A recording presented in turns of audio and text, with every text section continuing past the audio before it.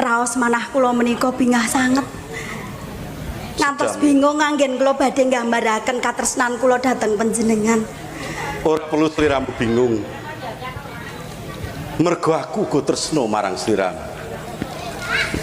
Sepiro katresnanmu marang pun Kakang saiki blakno ning ngarepipun Kakang. Manismu kang jiwa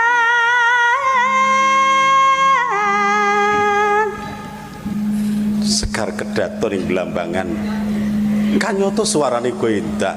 agawe arucite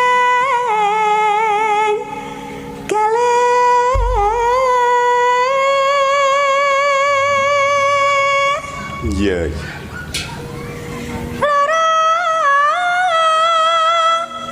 Apa kang sinatya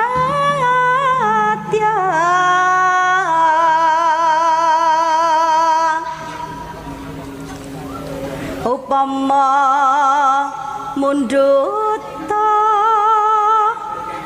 harapmi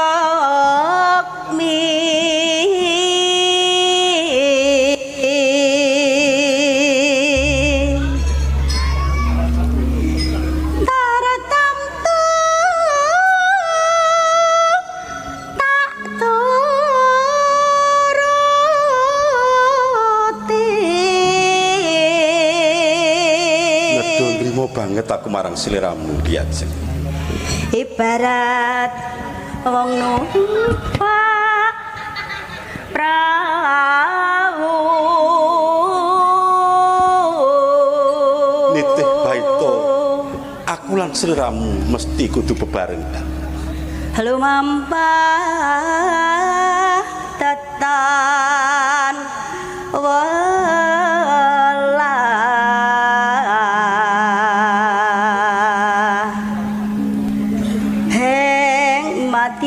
neng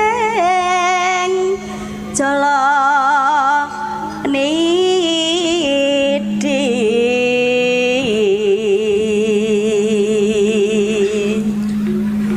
temah gonjeng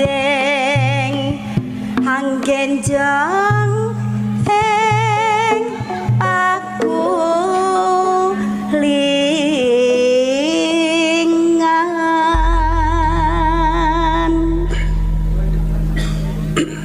menika ingkang dados siseni-sening manah kula njeng pangeran.